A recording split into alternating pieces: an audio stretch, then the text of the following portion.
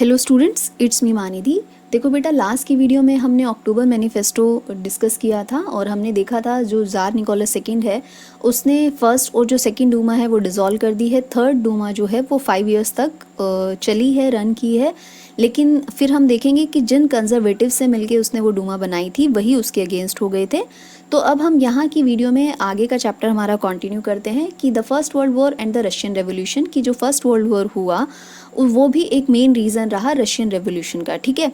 लेकिन Russian revolution, जो Russia में रेवोल्यूशन आ रहा था उसकी शुरुआत जो है 1905 से हो गई। उसके बाद जो रेवोल्यूशन, जैसे अब हम आगे पढ़ेंगे, February revolution and October revolution, ठीक है। और जिसका जो मेन जो बेस रहा है वो फर्स्ट वर्ल्ड वॉर हुआ है, वो हम यहाँ अब देखने वाले हैं। देखिए 1914 में क्या होता है, फर्स्ट वर्ल्ड वॉर हो जाता है, breakout between two European alliances के बीच में फर्स्ट वर्ल्ड वॉर हो जाता है। जो एक अलायंस था जैसे जर्मनी, ऑस्ट्रिया एंड टर्की का था, सेंट्रल पास्ट जिन्हें कहा जाता है। एंड जो सेकंड जो था फ्रांस, ब्रिटेन एंड रशिया का था। लेटर उसमें इटली और रोमानिया भी जुड़ जाते हैं बाद में। तो 1914 से 1916 तक क्या हो रहा था कि जो रशियन आर्मी है वो बहुत बुरी तरह से lost badly in Austria and Germany, कि वो ऑस्ट्रिया और जर्मनी की तरफ से बहुत बुरी तरह से हार रही थी। तो लोगों को गुस्सा आ रहा था, ठीक है।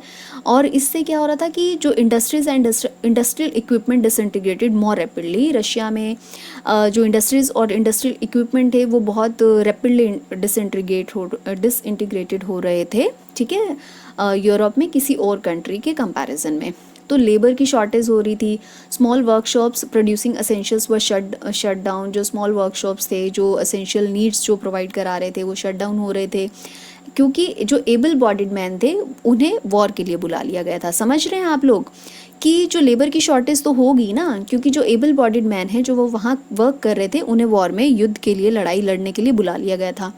तो 1916 में riots at bread shops were commonly owing to the bread and flour scarcity. अब देखो कि ब्रेड शॉप्स पे राइट्स होने लगी, लड़ाइयाँ होने लगी 1916 तक। तो इन सब का पीछे का रीज़न क्या रह रहा है कि फर्स्ट वर्ल्ड वॉर जो हो रहा है वहाँ पे क्या हो रहा है कि जो एबल बॉडीड मैन थे लड़ाई लड़ने के लिए उन्हें बुलाया गया। और आपने देखा है कि रशियन सोसाइटी में, हमने देख रहा है रशिया में 85% जो पीपल थे वो एग्रीकल्चर एक्टिविटीज़ में एंगेज थे। तो जो इतने सारे लोग एंगेज थे, अब उन्हें जो एबल बॉडीड मैन है वॉर के लिए बुला लिया जाएगा, तो खाना कहाँ से आएगा, कि वो एग्रीकल्चर कैसे होगा, कौन प्रोडक्शन करेगा, ठीक है, लेबर्स कहाँ से मिलेंगे। तो इन सब चीज़ों की वजह से क्या हो रहा था, लोगों को खाना नहीं मिल रहा था। और दूसरा, जितना प्रोडक्शन हो रहा था वो प्रोडक्शन कहाँ जा रहा था, जो वॉर, यानी कि जो वो वॉर में एंगेज थे लोग उनको दिया जा रहा था, ठीक है, उनकी डाइट्स वहाँ पे भेजी जा रही थी, खाना भेजा जा रहा था उनके लिए। तो इन सब वजह से लोगों में गुस्सा भर गया था और यही रीज़न रहा कि रशिया में रेवोल्यूशन आया, ठीक है। तो जिसे हम फर्स्ट उसमें देखते हैं, फेब्रुअरी रेवोल्यूशन इन पेट्रोग्राड। ये पेट्रोग्राड जो है एक सिटी है, मेन सिटी है, ठीक है, जो कि मेन सेंटर पॉइंट रहा। देखियो क्या होता है, फेब्रुअरी 1917 में फूड शॉर्टेज जो है वर्कर्स क्वार्टर में बहुत डीपली हम देखते हैं कि वर्कर्स क्वार्टर में फूड शॉर्टेज हो जाती है। ऊपर से जो ज़ार है वो डूमा को डिसॉल्व करना चाहता था और रेवोल्यूशनरीज जो थे वो अपोज कर रहे थे। देखो मैंने आपको कहा था ना, ज़ार ने थर्ड डूमा बनाई, लेकिन अब ज़ार जो है उससे भी परेशान हो गया, वो उसे भी डिसॉल्व करना चाहता है। क्यों? क्योंकि अब जो थर्ड डूमा के जो लोग हैं वो भी, जो थर्ड जो डूमा बनाई वो भी उससे क्वेश्चंस करने लग जाते हैं, ठीक है, क्योंकि देवर नॉट हैप्पी कि जो अननेसेसरी वॉर में उलझा हुआ है रशिया और इतना सारा प्रॉब्लम हो रहा है रशिया में। तो फाइनली देखिए 22 फरवरी 1917 को क्या होता है, lockout took place at a factory, ठीक है, जिसे फॉलो किया जाता है। वर्कर स्ट्राइक्स जो 50 फैक्ट्रीज में हो रही हैं वो फॉलो कर रहे हैं। विमेन भी जो स्ट्राइक्स हैं वो उसको लेड कर रही हैं बहुत सारी फैक्ट्रीज़ में। और इस दिन को मनाया जाता है इंटरनेशनल वीमेंस डे, ठीक है। तो इस दिन को इंटरनेशनल वीमेन डे मनाया जाता है क्योंकि लार्ज स्केल पे जो विमेन जो हैं उन्होंने स्ट्राइक्स में पार्टिसिपेट किया।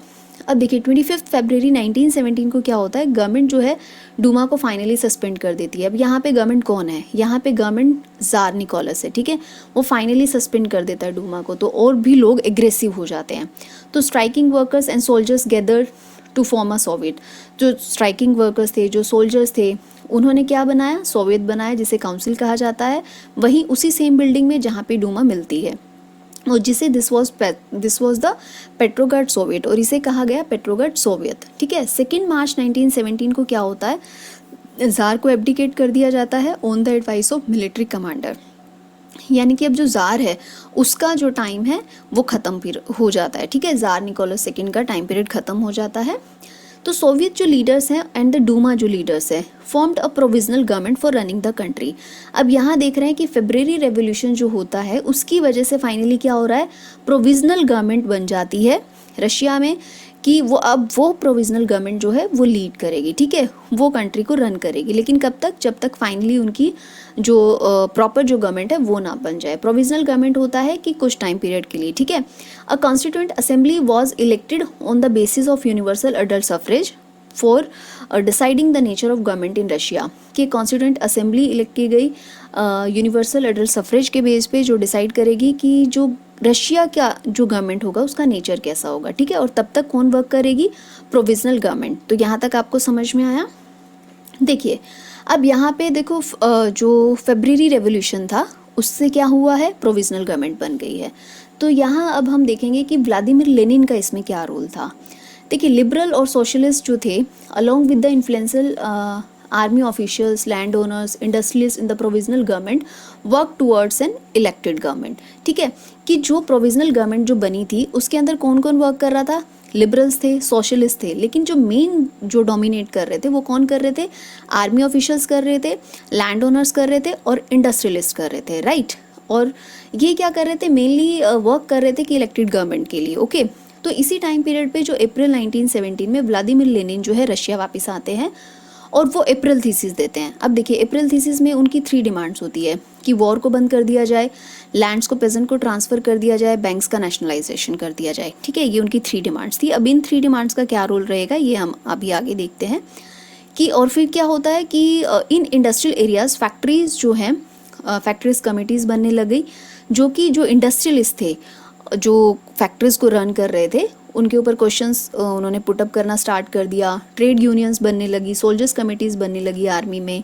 प्रोविजनल गवर्नमेंट्स ने इन सब के लिए क्या किया कि उन्होंने सोचा कि अब ये जो सारे हैं हमारे अगेंस्ट हो गए हैं, तो उन्होंने जितने वर्कर्स थे जो फैक्ट्रीज़ के ऊपर क्वेश्चनिंग कर रहे थे, फैक्ट्रीज़ को कौन रन करेगा, इंडस्ट्रियलिस्ट ना, तो उनके ऊपर जो इन्होंने क्वेश्चन स्टार्ट किया तो प्रोविजनल गवर्नमेंट ने उन्होंने क्या किया, उनके लीडर्स को अरेस्ट करना स्टार्ट कर दिया। और कंट्री साइड में जो पेजेंट्स और देयर सोशलिस्ट रेवोल्यूशनरी लीडर्स थे वो क्या करने लगे कि रीडिस्ट्रीब्यूशन, लैंड का रीडिस्ट्रीब्यूशन होना चाहिए। तो ये रीडिस्ट्रीब्यूशन कहाँ से आ रहा है कि जो व्लादिमीर लेनिन ने दिया था कि लैंड का जो ट्रांसफ़र हो जाना चाहिए, पेजेंट्स को हो जाना चाहिए लैंड ओनर से। तो ये सब चीज़ें भी आने लगी। तो पेजेंट्स ने फाइनली क्या किया, सीज़ कर दी लैंड बिटवीन जुलाई एंड सितंबर 1917, ठीक है। पेजेंट ने लैंड सीज़ कर दी है। तो अब यहाँ तक आप देख रहे हैं कि फेब्रुअरी रेवोल्यूशन होता है, उससे क्या हो रहा है कि प्रोविजनल गवर्नमेंट बनती है। लेकिन प्रोविजनल गवर्नमेंट में जो मेन जो डोमिनेट करते हैं वो आर्मी ऑफिशियल्स, लैंड ओनर्स और इंडस्ट्रियलिस्ट करते हैं।